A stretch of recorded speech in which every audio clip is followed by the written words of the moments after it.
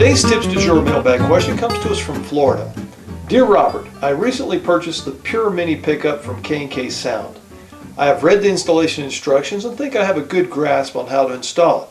However, it would really help if I could see it being installed before I attempt it myself. David in Florida. David, I have a guitar on my bench right now waiting for this exact pickup to be installed. What are the chances of that? So feel free to look over my shoulder as I install this pickup. David, the first thing I'm going to do is address the end pin jack hole here. This guitar came in with a press fit end pin, and that means there's already a hole there. So now all I have to do is just step that hole up to a 1/2 inch size. What I'm going to use is a step drill bit I got at my local hardware store and take it all the way up to a 1/2 inch. If you don't have a hole there, then you're going to want to mark the location you want the hole. Put a piece of duct tape or masking tape, mark exactly the location. I like to use a punch to kind of mark it, and then I come into it with either a step drill or a regular 12mm or 1/2 inch bit to drill the hole.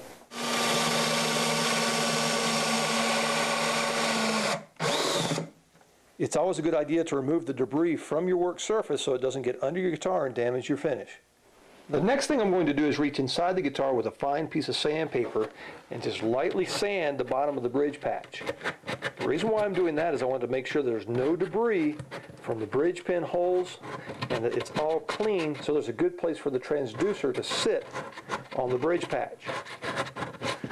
I'm also going to take a mirror and look inside the sound hole to make sure I have a good location for the transducers on the bridge patch. And looking inside this guitar, I can tell that the recommended location for the transducers, which is under the saddle, will not work on this guitar because the bridge patch ends right about there. There's not enough room to put them on there. So I'm going to put them behind the bridge pins back here.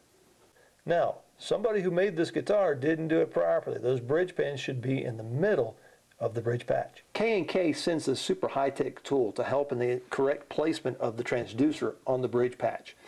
So what you do is you take this little piece of plastic in this configuration, run this little white pin through it, place it in the high E string hole, then place this little golf tee in the G string hole. You then place a piece of putty on the plexiglass or the plastic, then place the transducer on top of it with the metal side up so that it sticks into the putty. You then remove the plastic piece, it goes inside the guitar in the sound hole, and then comes back up in the high E side, and this goes back in the G string hole, and that's the correct location. So wherever you place it here, it's going to go exactly in the same location under there where you can't see it on the bridge patch.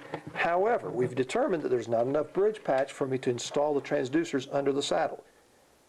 So I'm going to change the configuration a little bit. I'm going to put it this way, put it in the G string hole, and my transducer will go back here directly behind the bridge pins. So you get 3 transducers.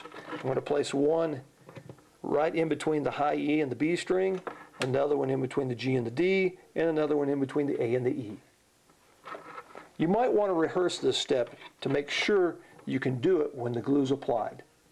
So now that I'm well rehearsed and I have my template in the correct location, I'm going to place a piece of the putty in the location I want to apply the transducer. So then come in and just place the transducer into it, make sure the metal side is up.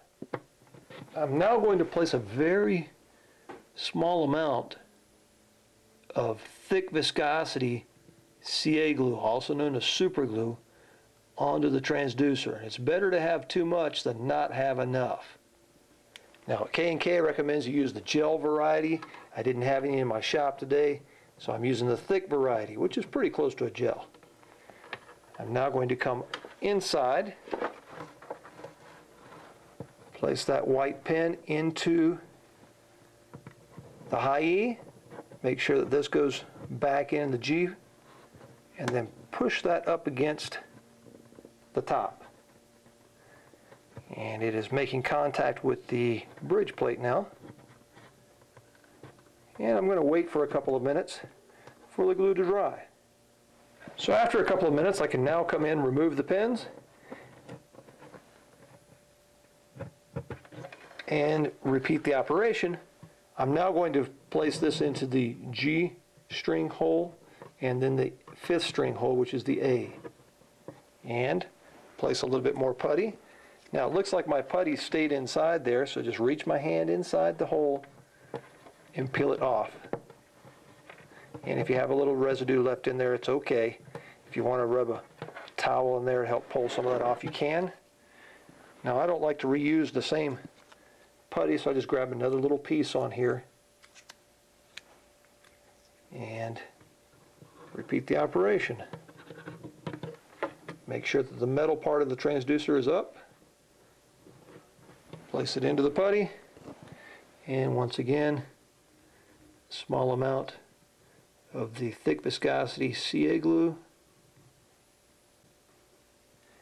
and then place it back inside the guitar. Come back into the same holes.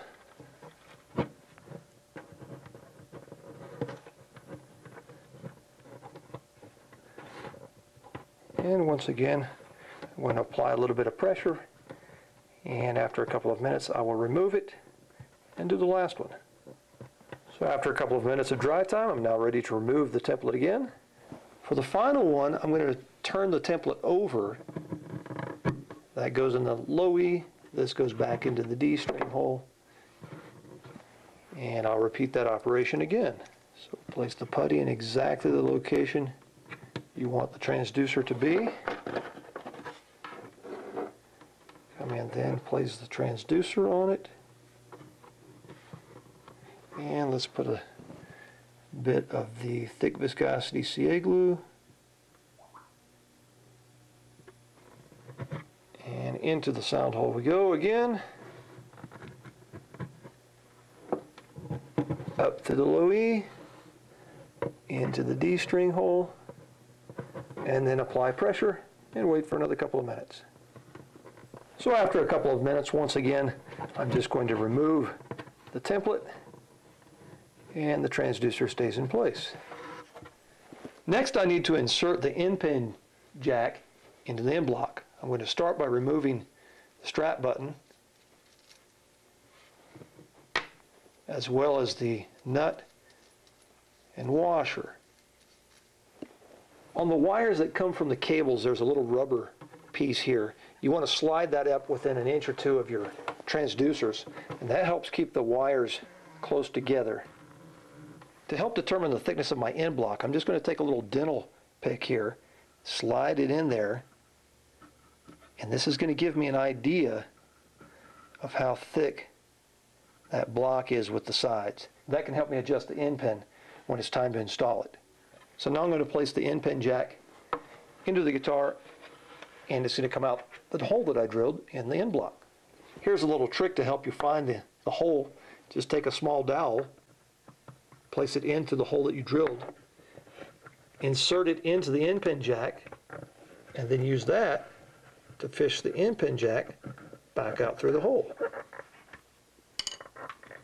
So once the end pin jack has been fished out through the hole, place the washer on, place the nut on, and then test to see if the strap button covers everything with the correct amount of threading. And that looks about right. I like for that end piece to be recessed ever so slightly, this part to be recessed ever so slightly into this. That way there's no risk of damaging that. So once you've determined that you have the correct amount exposed, go ahead and tighten this. I'm going to come in with my dental pick through the hole that's drilled through that part there, and then very carefully with a pair of needle nose pliers tighten that nut.